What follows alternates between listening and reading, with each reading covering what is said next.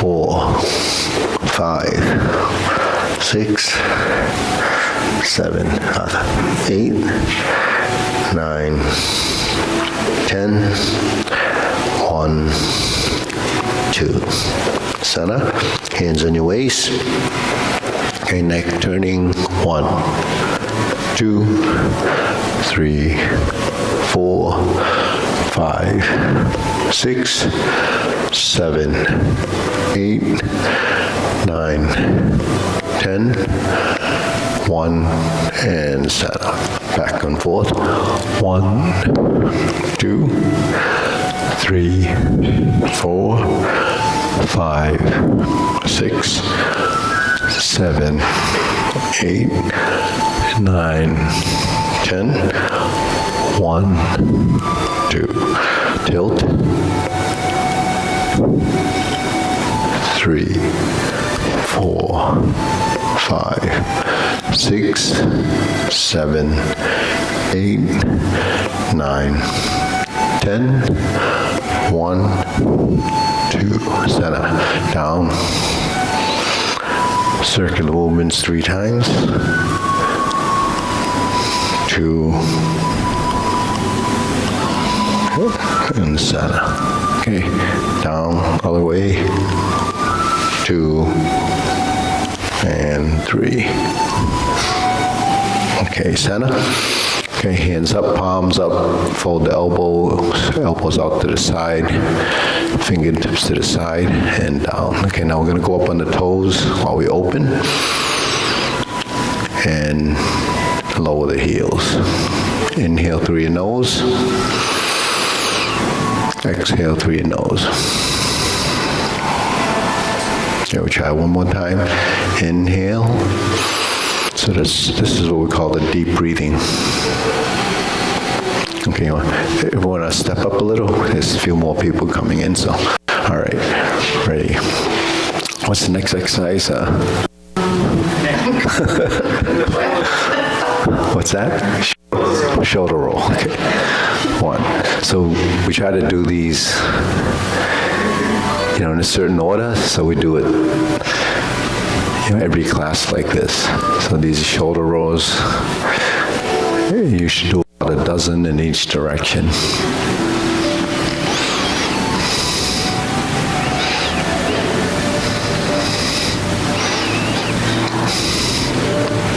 Okay, reverse. 2, 3, 4, 5, 6, 7, 8, 9, 10, 1, 2. Okay, now palms down, press, release, press, release, exhale, inhale, same breathing through your nose, exhale, inhale.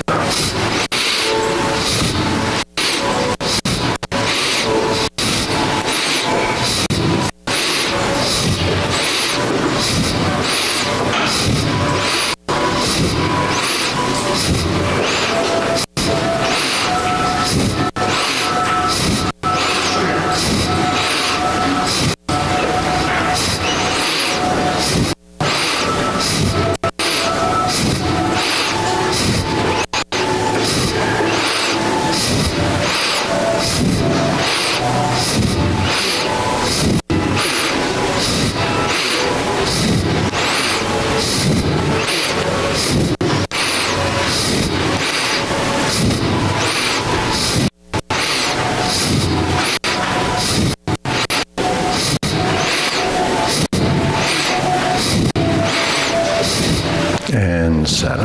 Hands up, deep breathing. Inhale. Exhale. Inhale. Exhale here. Inhale. Exhale. Okay. Elbows and knees. So every time your elbows fold your knees, straighten and straighten your elbows.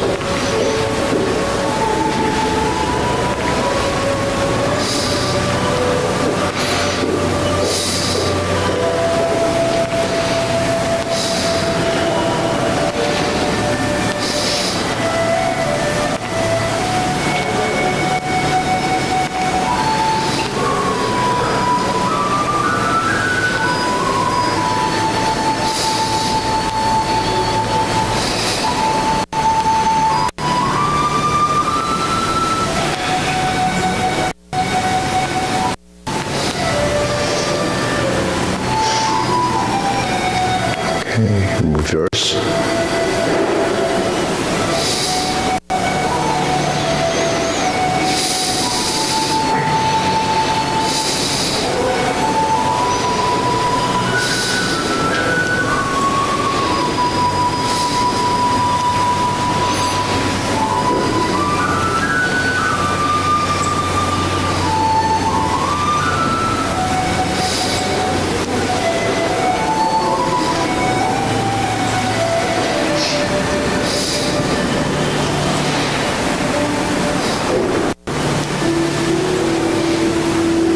Okay, center, the palms down, circles from the shoulder.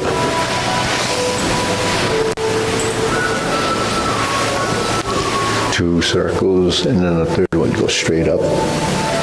1, 2, 3. 1, 2, 3. 1, 2, 3.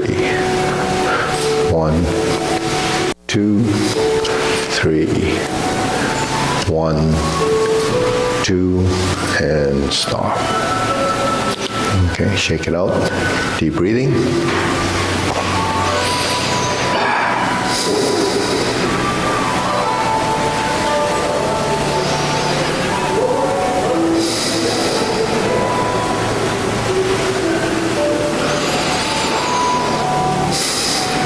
Okay, we spread the feet.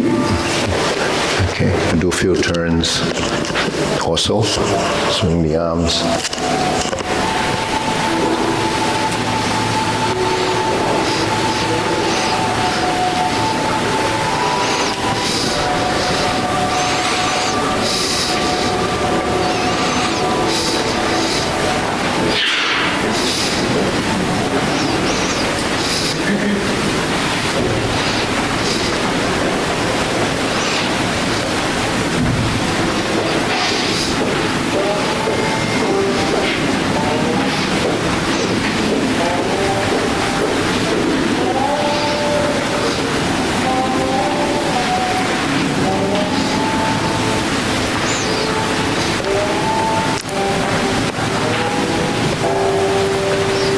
And center. Okay, we're going to turn. We'll do a little stretching. Do the best you can. It's in some cases it's an option.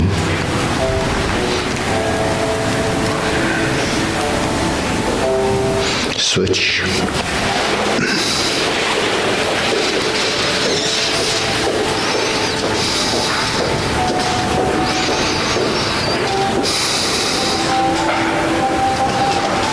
Switch.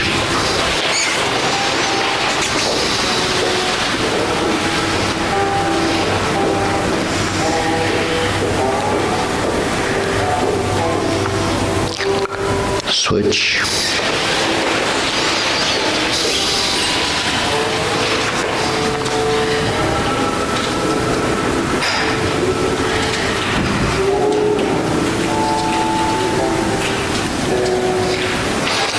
Switch, straighten the front knee.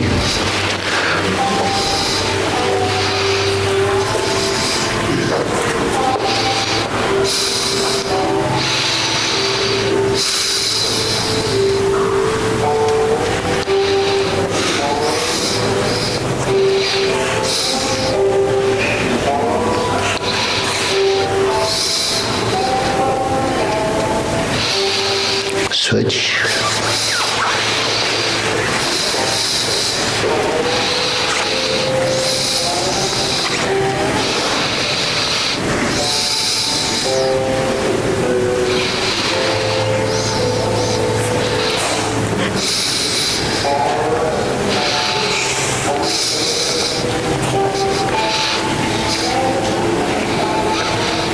Switch.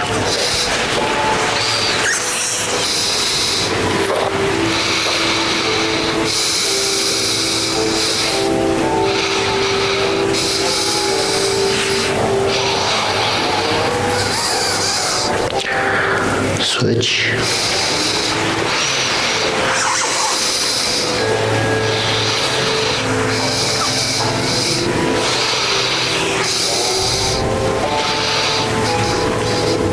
Okay, Center.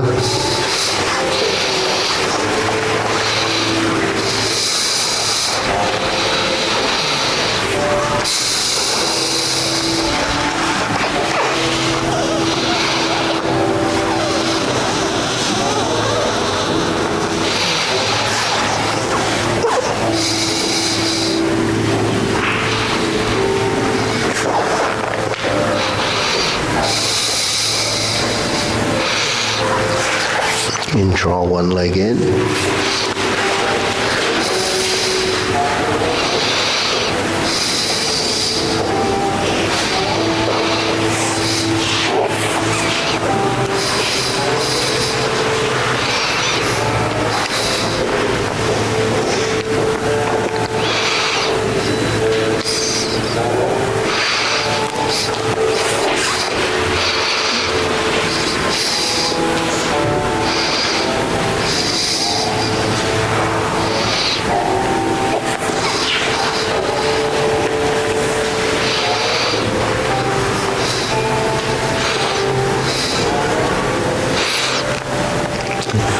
So these are strenuous for you. You can actually just stand up and shake out your legs if you don't want to stay in a position that's too awkward, and pull a leg in.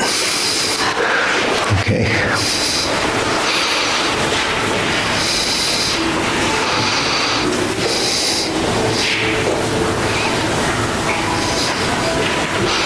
And then we lower a knee.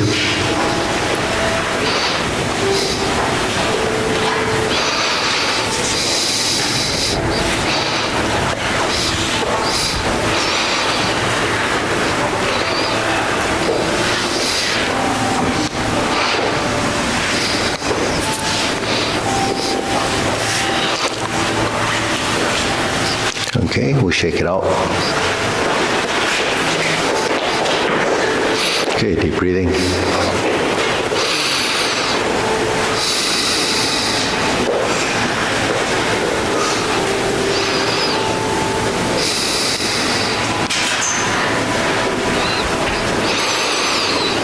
Okay, his hands and hips, we'll slide side to side.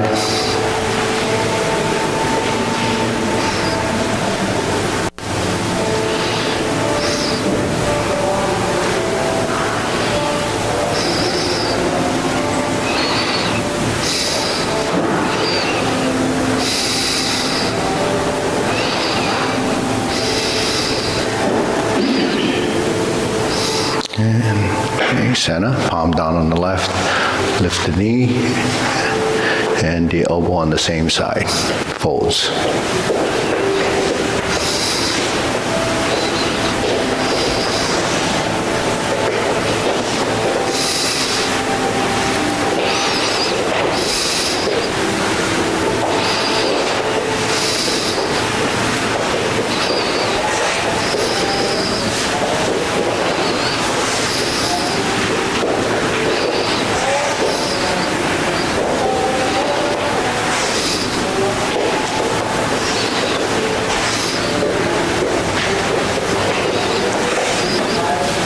Okay, now we're going to put the toe down on the right side, fingertips on the left, on the inside, down, and the other hand is by the ear, and then we're going to lift the hands, go up and down on the inside of the thigh. It's called insert the needle.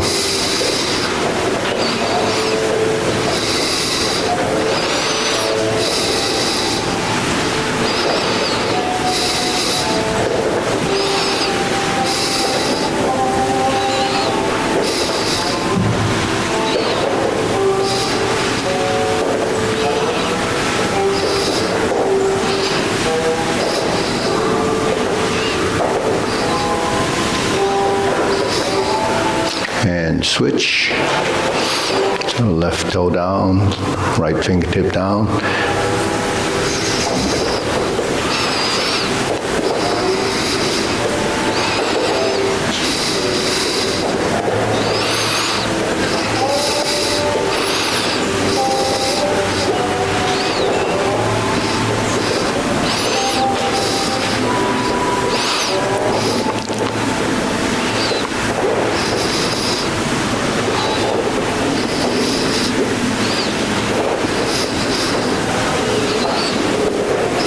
and center. Okay, so now we're going to set up the hand on the same side with the leg in opposite directions, and we're going to switch and switch. So once you get the rhythm, you could swing the leg and the arms, or you can just do a touch and go.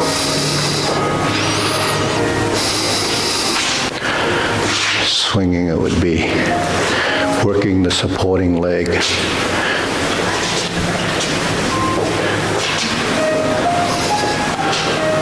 So this is your balance in motion.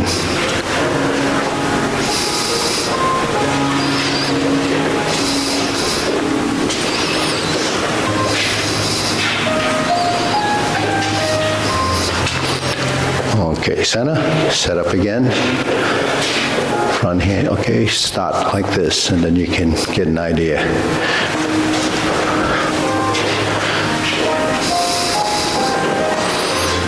Yeah, and when you begin to learn this movement, the arms can go towards your center.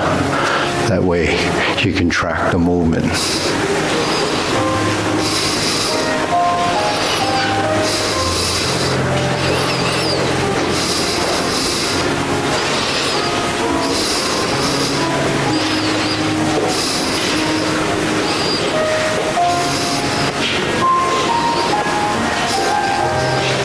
Okay, center. Okay, next, start off. Hands to the left, right leg to the right. Now we're going to cross. Both hands crisscross in opposite directions. So the leg and the hands go opposite.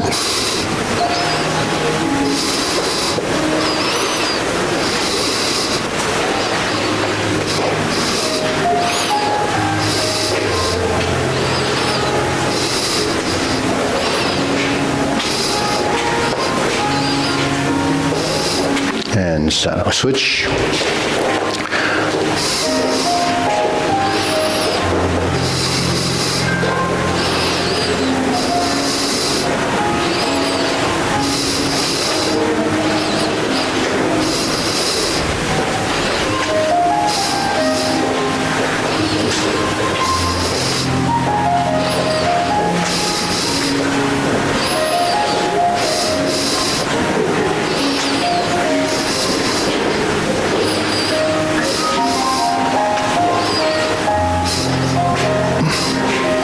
And set. Okay, shake it out. Deep breathing, inhale.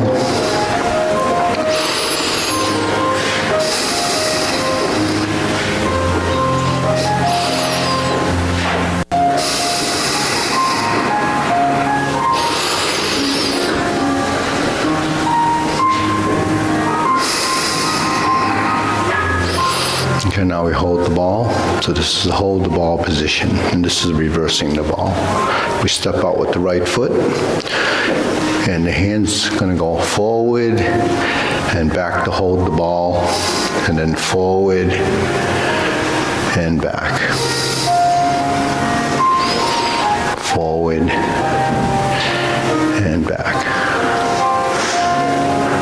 Forward and back. Forward and back.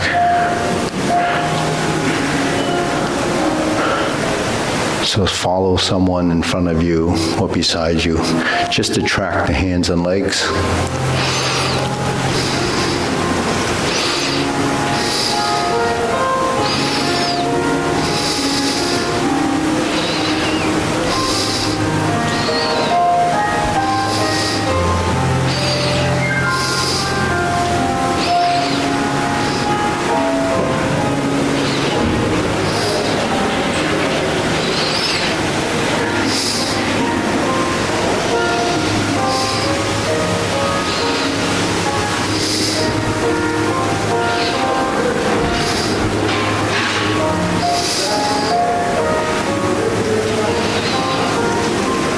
And side. Okay, switch feet.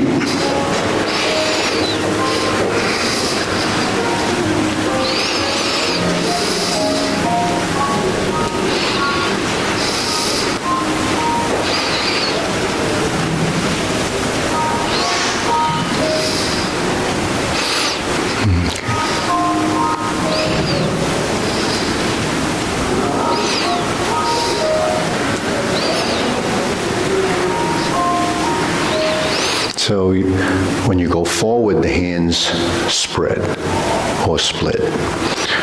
When you go back, they combine, hold the ball. So if you start from the hold ball position, you start to see that there's a synchronization of the forward and back motion.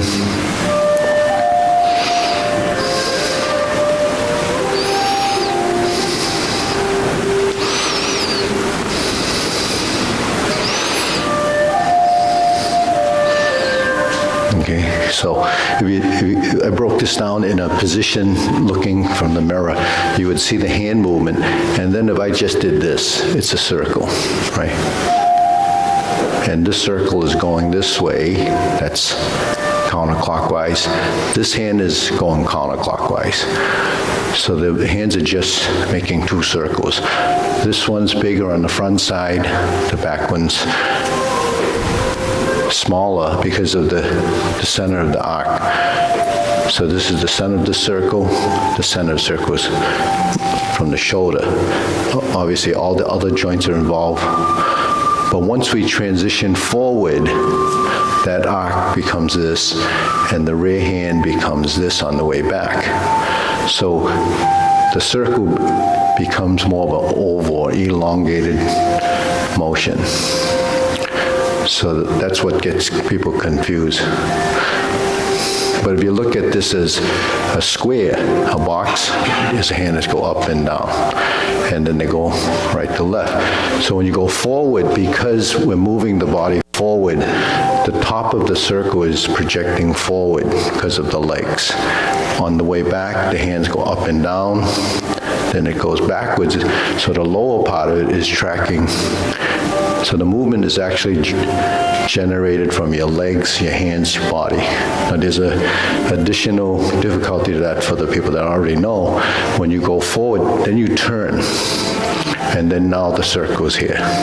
So then it becomes sort of like that, as a pattern. So all these drills are developing a pattern in your body to program a movement that you become familiar with. Now, we looked at this movement, say, well, why do you go through these different dimensional changes? Well, first you have diagonal flying. Second, you have part the horse's mane. Third, you have a position for J-Lady work shuttle. Here you have up and down, forward and back. So this becomes formatted in your system. So all these movements are, just training for you to get familiar with what happens inside the form. So inside the form, you can't develop it unless you actually take it outside. So that's what the fundamentals are. So you notice the level of difficulty of the movements evolves. First, it's just moving the joints. Everything is somewhat circular, but then as you move on, there's some range of motion exercise versus the stretching. Then you have the balance techniques, which is standing on one leg. Then you have that synchronization of this exercise, and all the ones from here on would be postures or parts of the transitions in the form. So here we cross the hands, switch the feet. It's called open and close. So when we drop the elbows, we cross and then we spread the hands open. So this is called opening and closing. Because essentially everything that we do either expands or contracts. It goes up, it goes down, it goes right, it goes left, it goes forward, it goes back. So that's the balance in motion. Also the idea of yin and yang. We contain the movement so that it's referencing your body, because the size of the movement referencing your body determines the size of the circle and the extension of the arms. The up and down movement, you realize it's part of when we do the kicks. So vertical spine is critical. And switch.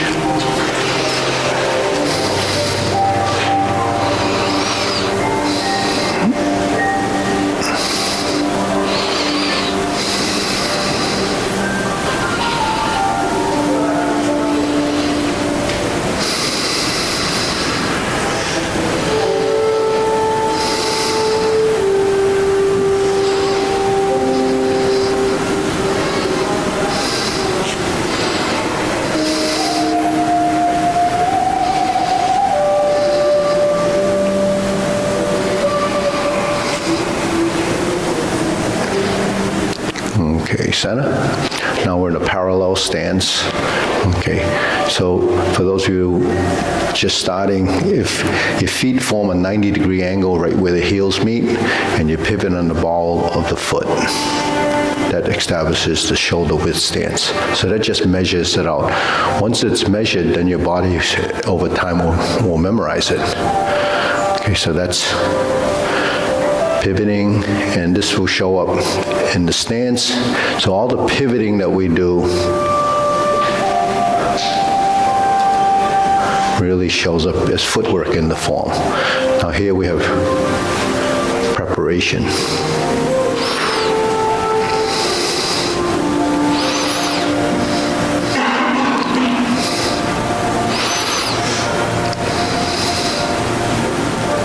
So the sinking, we call it sitting or sitting into the stance. It's folding from the hip, the knee, and the ankle. So the ankles are the ones that's the joint that really kind of resists the folding. So think of your knee going forward, your elbow going down. So you fold the elbows as you fold the knees, straighten your elbows as straighten the knees, just like the other exercise. But here you learn to sink. Now if you incorporate those three joints, then you'll be able to keep the tailbone plumb or vertically so you can sink down without bending forward. Okay, so freeing up your ankles is really very important.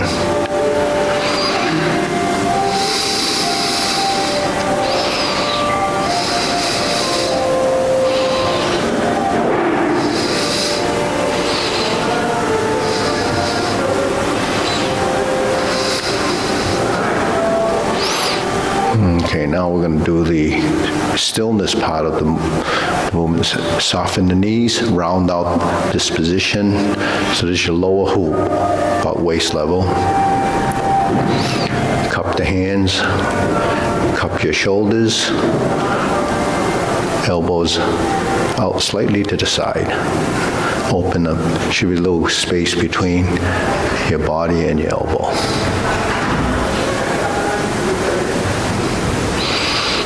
So if you're breathing naturally through your nose, keep your tongue touching the roof of your mouth.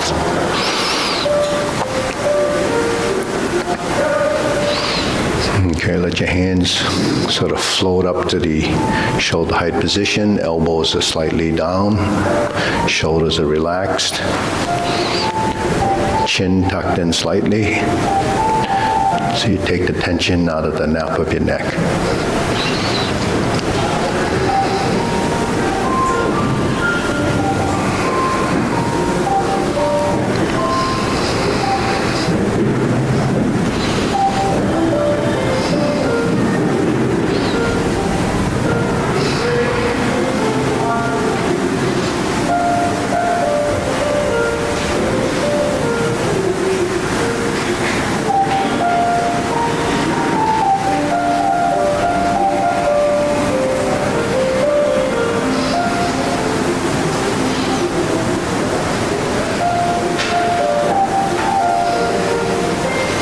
Elbows down. Okay, we were in the hoop position. This is elbows down. If you put your fingertips together, that's your triangle position. You straighten the wrists and you open the palms. Okay, that's like holding a small ball, fingertips cupped.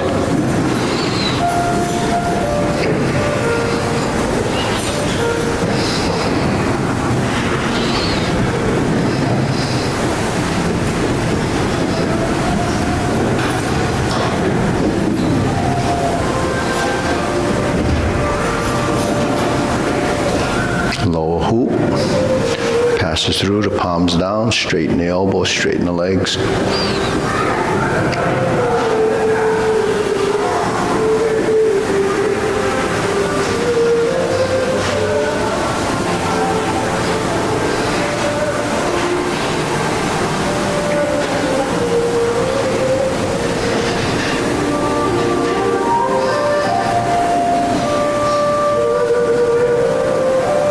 And you extend.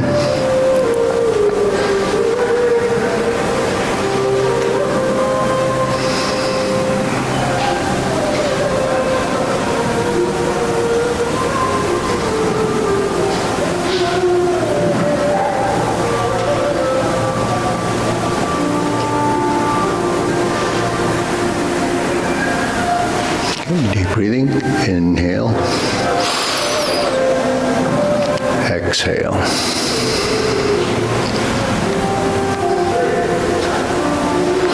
Inhale. Exhale. Inhale. Exhale. So those holding positions, we call it power training, or you call it standing meditation, but we hold positions, and some people hold them for 10 minutes, 15, 20 minutes, an hour. Is holding a position like that to develop endurance, strength? A lot of people think it's for endurance, but actually, when you stand in a position, you don't know how much strength to use. You go in a position, you could be very tense. So by holding a position over time, what ends up happening is you delete any erroneous tension in the body or any muscles that aren't involved with holding that position. So as you hold the position and you start to release and relax, but still sustain that position, you muscle memory that, and then you develop the naturalness of that position, and you're not forcing it, so you're not wasting muscular tension. You're just holding a position, and these are the positions that you need to pass through. So that applies to this, applies to this, applies to your legs. So we went into an empty stance, which is this, and just held this. And you fold your knee, like you're sitting into the stance. Someone just starting that would feel discomfort in the leg, the thigh, in the beginning, because when you bend your knee and sit into it, you don't know how much strength to use. So once you begin to understand the position, how much strength to use, it deletes the excessiveness, and then you're really using just enough to sustain the angular position of the skeleton. So that starts to become what would be more natural. So you can maybe feel your leg getting a little tired now. And then if you did on that, so that's what standing meditation does. So some people that train these different arts, actually new people have to stand in it for like 15 minutes before, but we don't go that route. We learn the movements, and then eventually from the form and so forth, your legs will get accustomed to it, because the form itself is fairly long, right? Okay, deep breathing, inhale, exhale. Inhale, exhale, inhale, exhale. So the next series of movements are postures. So this is diagonal flying. So it starts shoulder hip, and then you slant up, and you spread the hands. So there's the diagonal line set up from the shoulder and hip. Spread the hands, and you notice we're always going forward and back, because that's constant in our shifting of weight and stance work. So now from here we can go to hold the ball position, then lift up, opening the armpit and turning slightly like this, and your palm face you. So the forearm goes up, the palm lines up around the forehead area, and that would be part the horse's mane. So you hold the ball, part the horse's mane. So when you hold the ball position, if you straighten your arms and bring them a little closer to you, you're in that diagonal flying position. From the slanting down, you track that same line. You hold the ball like in silk grilling, and you open up to part the horse's mane. So that was just combining the two, diagonal flying, part the horse's mane. Okay, then we switch the other side. Diagonal flying, set up your shoulder hip, slice up.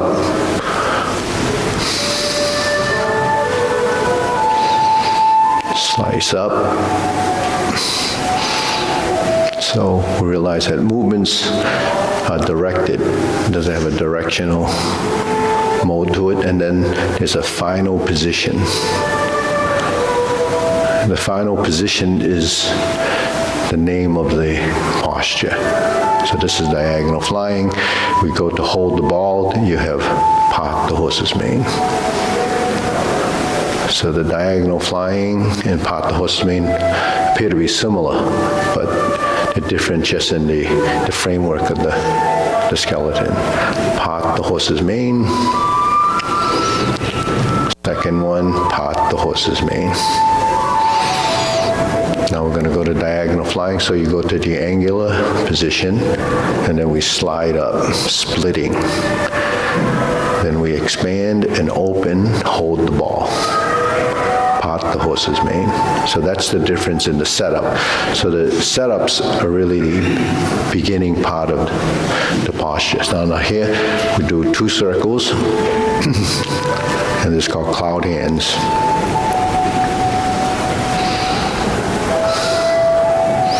We go from corner to corner. So let's put the hands down, right? So there's circles like this. Okay. So it crosses and goes in the same direction as you're going to turn. When we switch hands, this goes in the same direction as you turn. As you switch the hands and go back, you have this phase of up and down, you have this phase of turning right to left.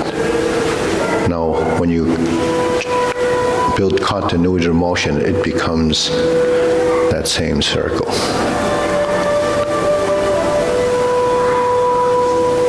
So we stood here and just did this. That's the 2 movements, right? But this one is going to go this way, and then this one is going to go this way. So I think a lot of times when you first see it, you get a little confused of which way the hands are going. So you can do one at a time, then eventually the transition or the change of direction is when you get to this corner, when this goes up, it hits the wrists, and then you turn. So this wrist position we know is when we hook the wrist for single whip. So that's just a point to separate.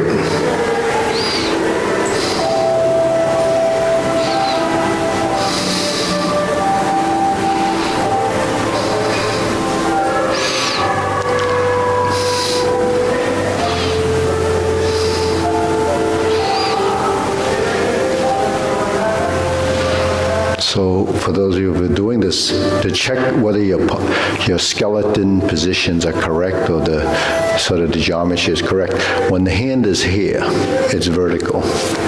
When the hand is here, it's the cross hand 45, right?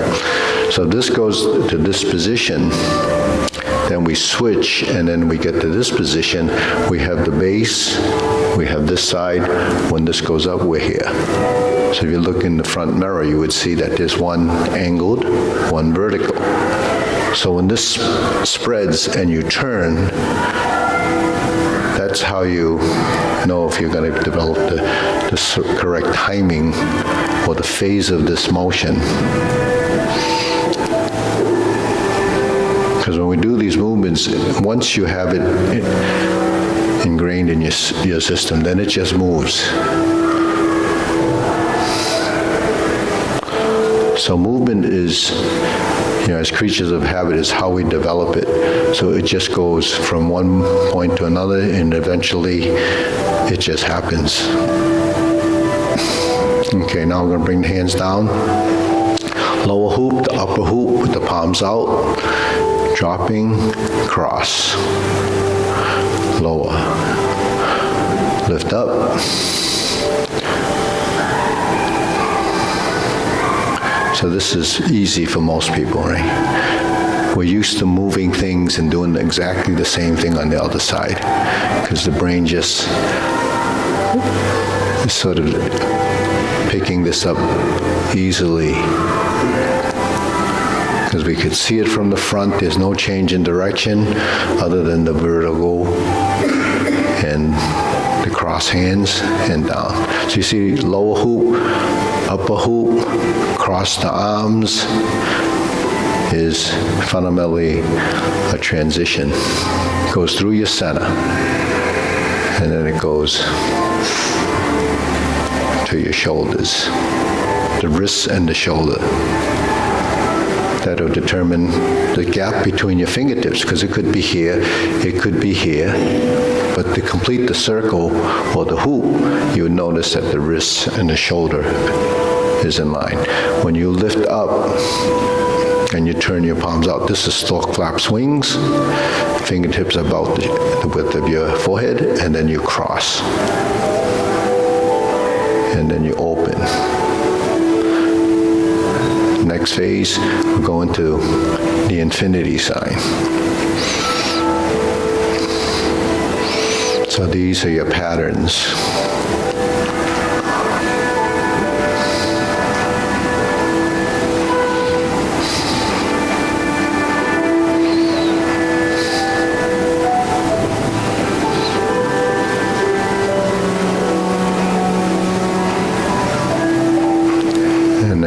We go down a little bit lower till the elbows are parallel to the floor. You form the fist. So it's form the fist and punch.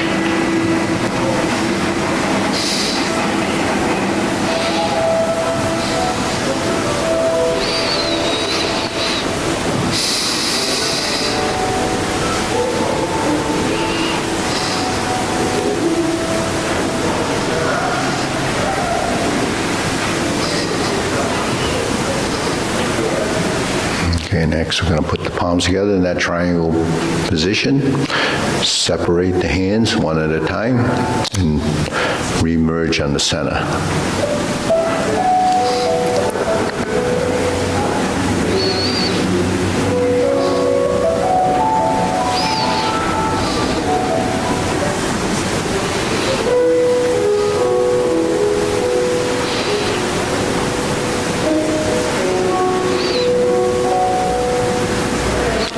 So vertical position is on your center line. It's about the height of your nose. When you separate the hands, it's alongside the elbow. So you have actually a triangle here and a triangle on this side. When we switch to the other side, we're here.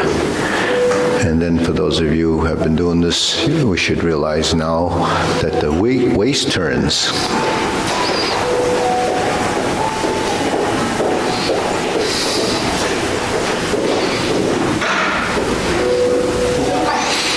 Okay, palms together. Now let's stretch it out. Turn. Draw the bow.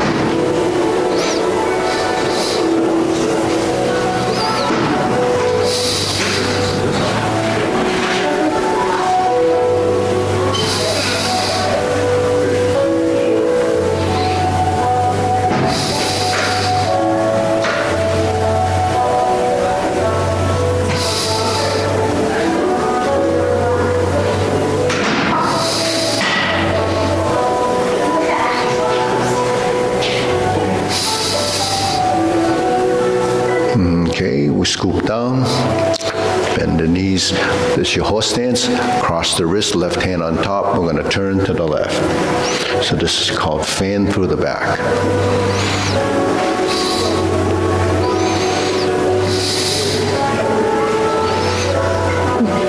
So do one on each side.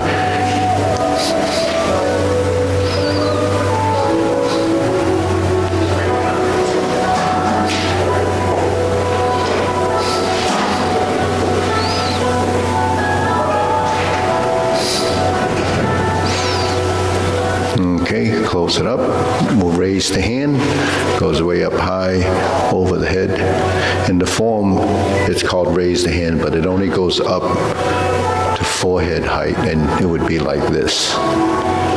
But in this exercise, we want to increase the range of motion so that in the lower position, it won't prematurely tense or your shoulder bind up on the way up. So this allows your shoulders to get used to going above and really releasing this area, the clavicle area. Because otherwise, your hand can actually only go up to here, right? What allows that is this, and opening here. So lift up, release the shoulder, open up the shoulder girdle.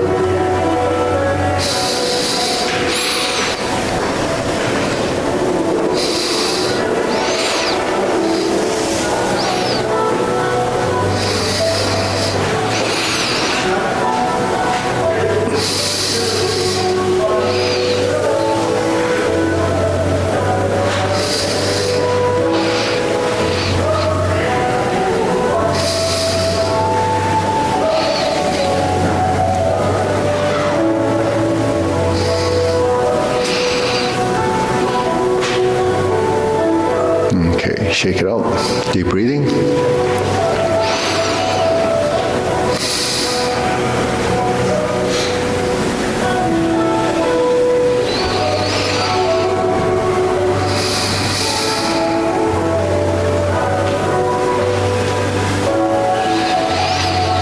Okay, now we're going to go through the form. So, mine, I want to take Chavinia and her husband, Alex, and any of the newer people. Okay, so we'll go through the short form, and then we'll go through the long form, right? Okay, ready? Short form first.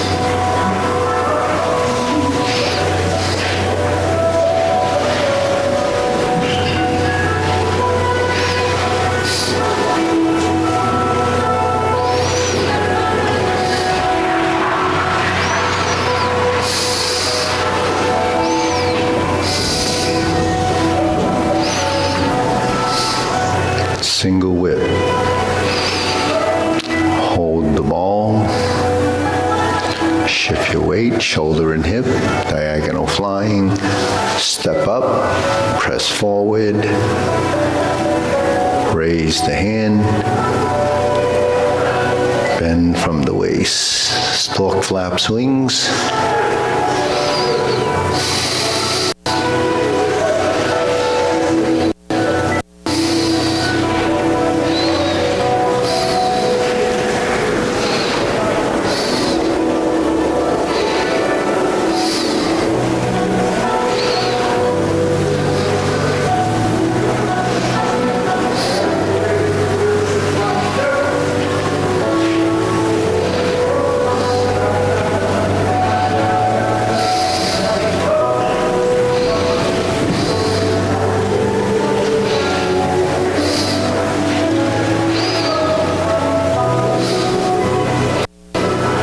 Okay, strum the lute,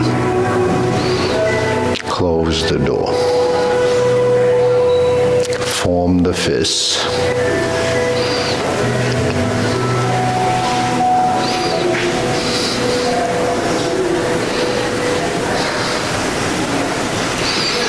leopard and tiger springs to mountain. Sit back, fist under elbow.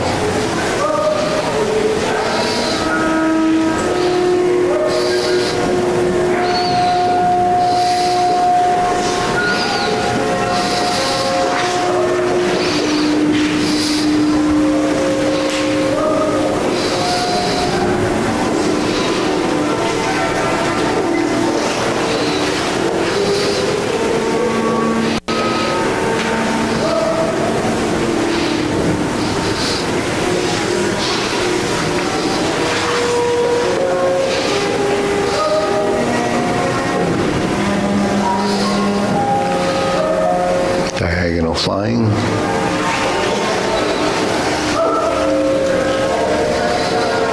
Insert the needle.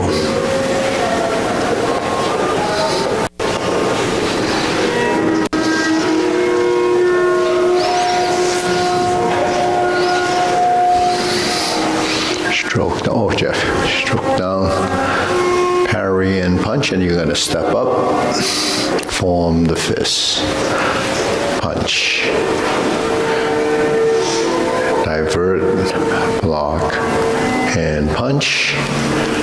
Cross the arm, leopard and tiger, springs to mountain.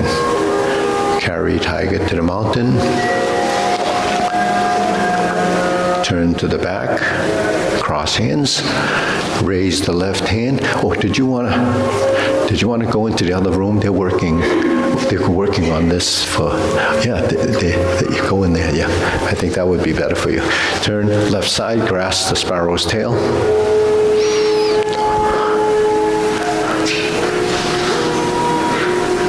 Hook your wrist, single whip.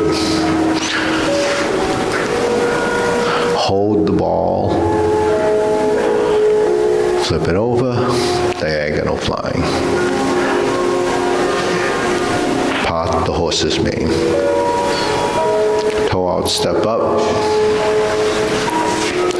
part the horse's mane. Cross corner, Jade Lady work shuttle. Cross corner, Jade Lady work shuttle.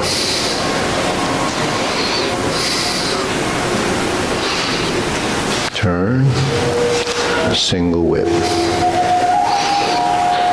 Cloud hands.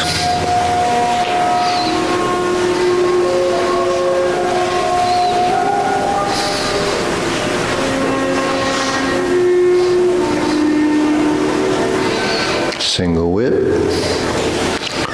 and we're going to draw it, close to hold the ball.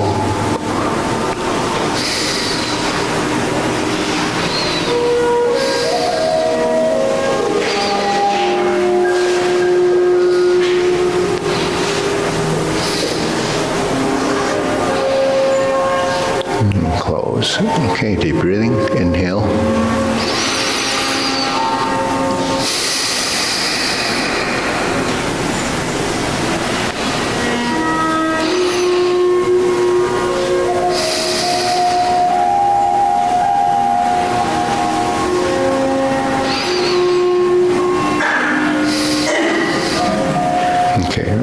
Go through the long form.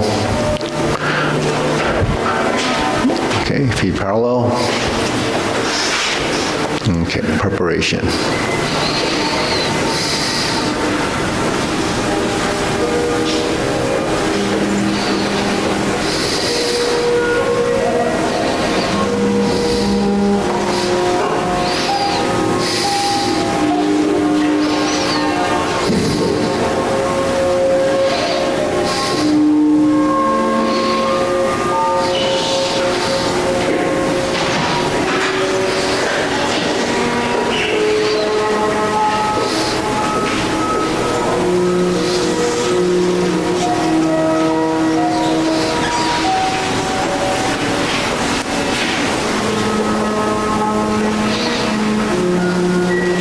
Raise the hand, bend from the waist, stalk flaps wings.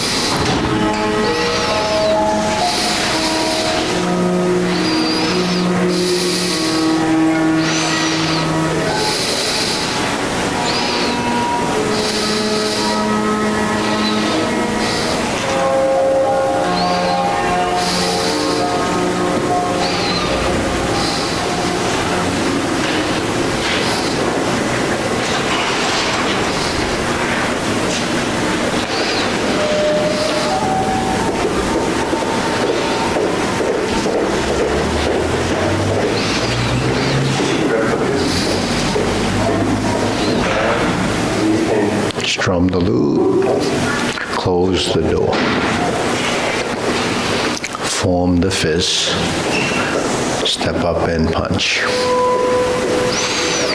Infinity.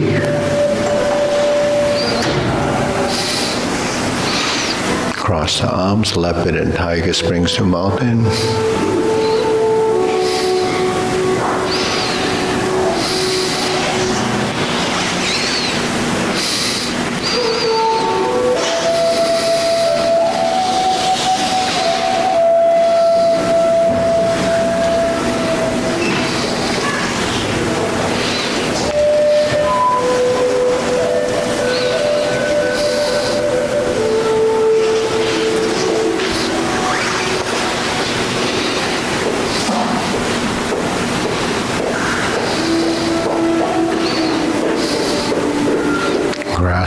sparrow's tail. Single whip to the corner. That's oblique single whip to fist under elbow.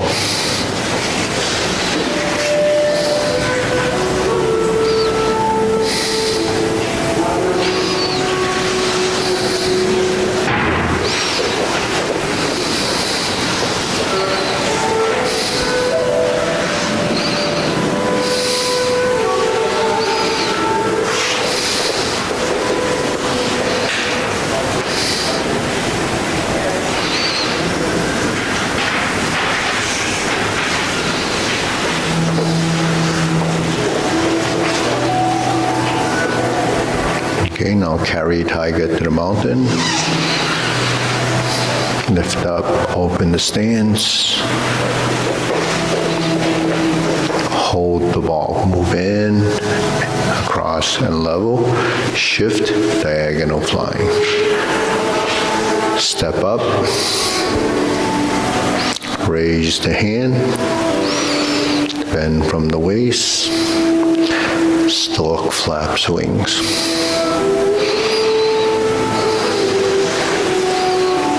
Brush knee one time to insert needle.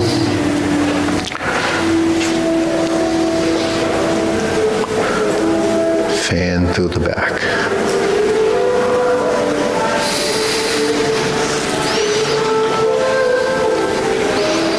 Stroke down. Parry and punch. Form the fist and retreat. Divert, block, and punch. Toe out, step up, and grasp the sparrow's tail.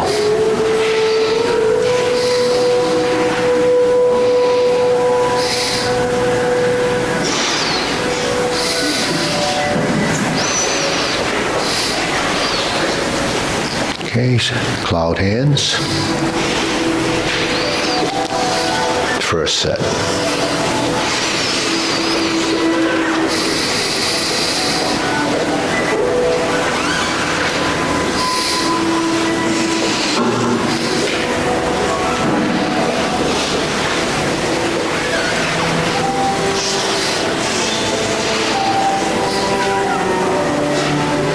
Single whip. Return, we're going to do the kicks. So we set up the hands, high pat the horse, flip the hands over, fold, toe kick, set up the hands, cross, left on top, fold, flip, toe kick left, turn. We're going to do a heel kick left side, fold the elbows, open the arms, go to the right side, brush knee and push. Second brush knee, step through.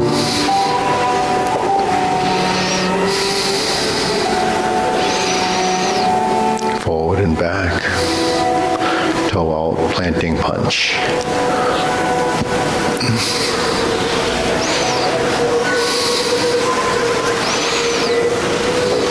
Step up. Fourth movement is like the first set of motions to set up for the kick. This time we turn to the corner to beat the tiger. Stay focused into the corner. Then we look to the right corner on the side. Stroke down, pass through, look to the rear corner. Okay, clench the fist gently. Heel kick right side. 2 punches to the ear. Cross, flip, parting leg, turn. Left hand on top, fold, parting leg. Parry and punch. So we're going to repeat this sequence we did earlier. Form the fists to get to the obliques.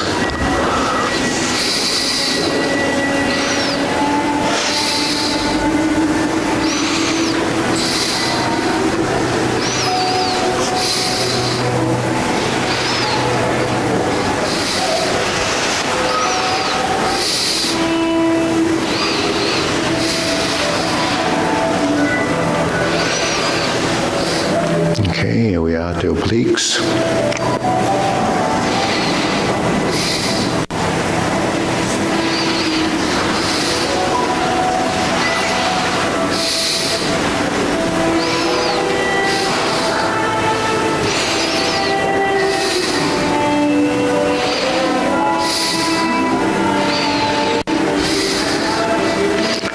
Back to the front, single whip.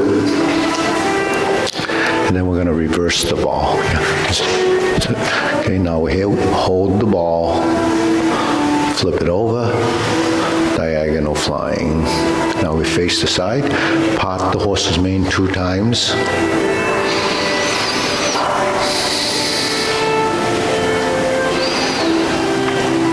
Toe out, step up, stroke down, part the horse's mane. Toe out, step up.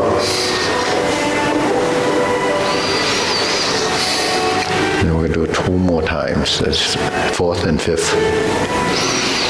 Now we're going to cross corner. Jade Lady Work Shuttle.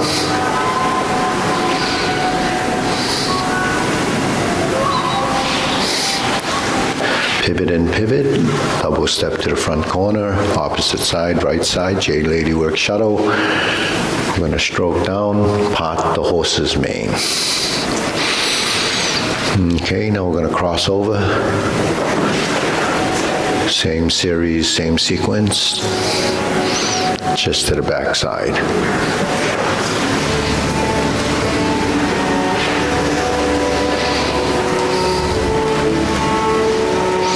This one has grass the sparrow's tail to cap off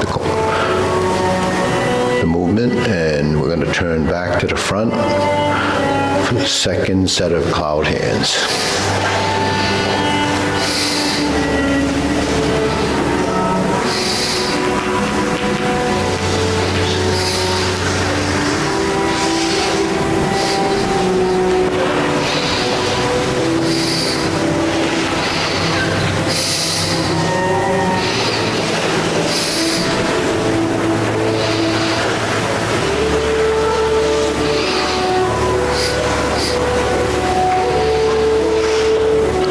Single whip, and we're going to turn to the side. We're going to do a downward posture. We first do the cover hand and the poke, invert the hand, draw down.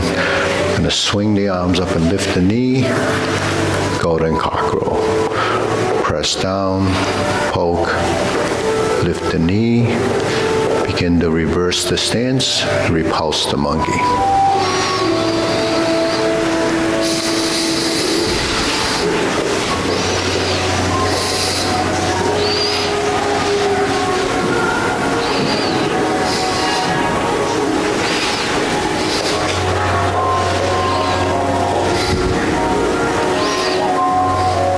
Okay, now we're going to carry tiger to the mountain. Support yourself on one leg, open the stance, hold the ball, diagonal flying. This is going to be a repeat. Raise the hand, bend from the waist, stork flaps wings, brush knee and push. Insert the needle, fan through the back.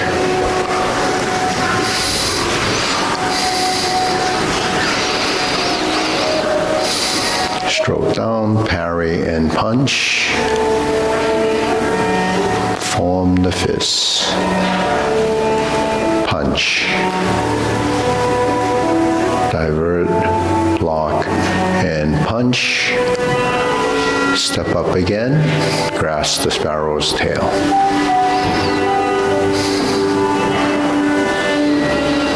Single whip.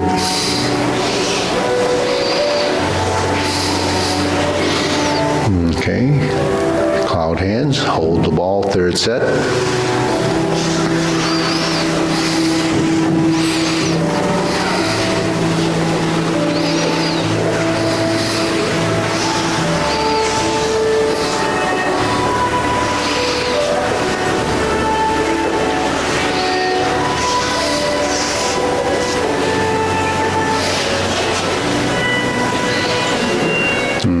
we turn the setup for the palm strike space.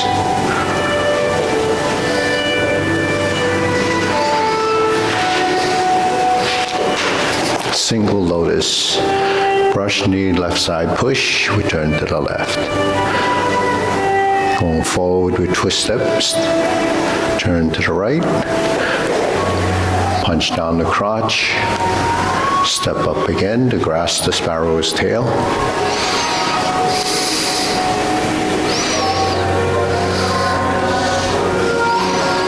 Single whip. Okay, turn. Second downward posture, same as the first.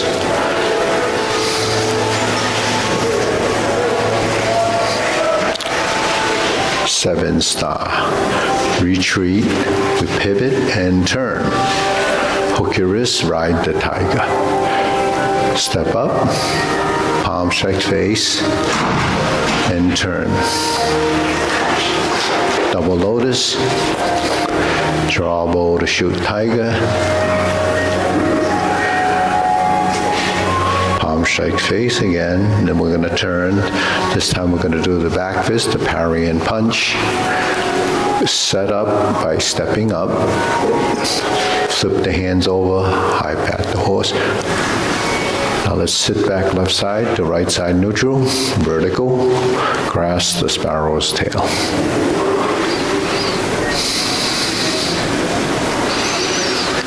Hook your wrists, single whip, hold the ball.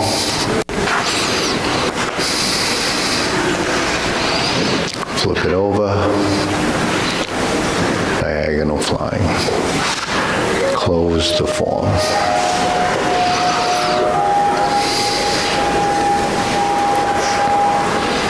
Deep breathing.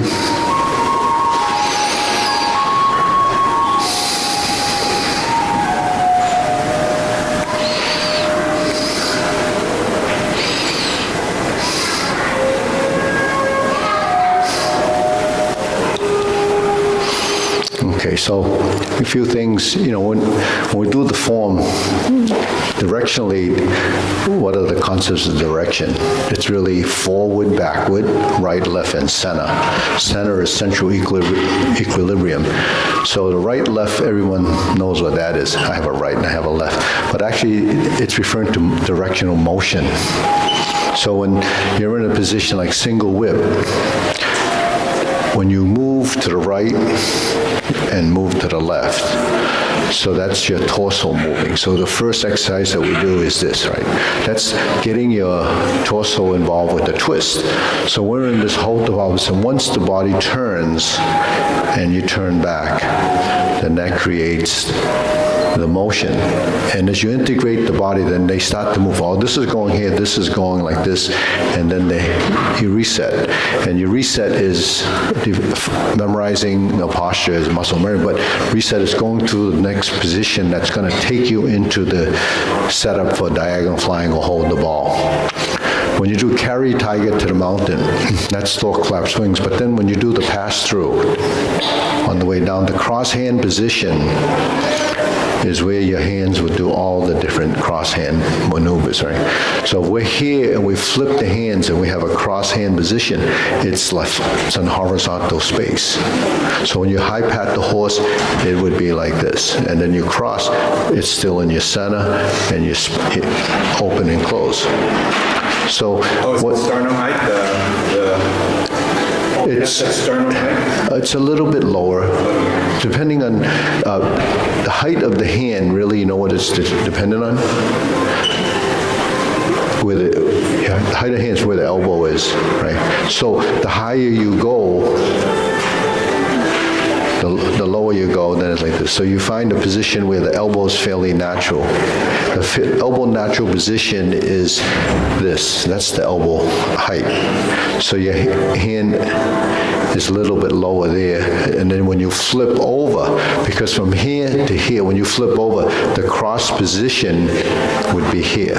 If you were doing it here, your cross position would be here. See? So those are nuances that you pick up from doing it and understanding it. So when you do this cross hand position, when you open your stance, and you get into this position, then you would go through your center to get into that single whip. So so everything that happens through that pattern, your body, from that intrinsic learning, starts to know that it's going to go through your center. See, so that's the pattern, but this is the way we move. But really what's happening is you're manipulating your shoulder. The joint is inside turning and then maneuvering, the ball and socket joint. All the stuff that happens in your legs, as far as moving from the hip, is the ball and socket joint. Those two joints deteriorate from lack of range of motion, and you don't use it correctly, or it's always in this position from sitting and not doing anything else, then they freeze, or it starts to lose range of motion. So that's any one socket would do that. Your car would do that. If it's sitting there and the joint rusts out and then it's frozen, then you got to either replace it or they pump it with grease and then they lubricate it and then they try to free it up with something or even heat to get it to expand until you break up all that stuff that's, freezing it. So same thing happens in your body, but it's, it's done with, what's inside your body. What's that? We use lymphatic fluid, not grease. Yes, synovial fluid. Synovial fluid. Now, don't use your lymph fluid for that. Yeah, synovial fluid. Yeah. So if you move the joints, you're going to, and then when we move these joints, what we're doing is lubricating the joints. But your body will produce the lubrication if it thinks it needs it. So if it doesn't need it, why would it do it? It just says, But anyways, it does it, and it usually does it while it produces it kind of when you're sleeping, because everything happens when you're sleeping. So if you don't get enough sleep, your body can't stay as healthy in many ways, because the fluids in your body will circulate. Some of it's getting rid of the debris. Actually, that's when the debris in your brain gets washed out, and then it goes through. So it's all junk stuff. But the thing is, when we do all these exercises and go to the increased range of motion, what is it for? We can strengthen our muscles, but we don't pay attention to the ligaments and tendons. So when you get injured, what do you usually injure? You pull a muscle, but you injure your ligament, the tendon. You sprain your ankle, it's the ligaments, it's not just the muscle. When you tear any of the connective tissue, that's what. How do you align your body best way to minimize falling? How do you align? Is it just straight? No, actually, staying straight will keep, and looking straight ahead rather than down would keep you from, because when you look down, that's the way you go, right? So it's not just standing straight. It's actually being more flexible in the lower half. Because when you bend your knees, right? So if I bend my knee like this, my center of gravity will go backwards, right? So if you're falling forward and you do this, then you may not 100% prevent yourself from falling, but it will give you some time to recalibrate the motion. See, most time when you fall, because it ends up as an instant, so you don't have time to think, so it has to be a reflex. So most of the time people will tense. And then, if you never did a push-up, there's no way you're going to stop yourself from crashing into the... That's if there's nothing in front of you. If there's a chair in front of you, then sorry for the chair. Well, I mean, you're going to bump your head. So the thing is, actually, first thing is you have to be more aware of what's around you, because you can trip and stumble. But if you stumble, then you have to catch yourself. So when you stumble, what's the first thing you have to do? You have to put one foot in front of you. If you're double weighted,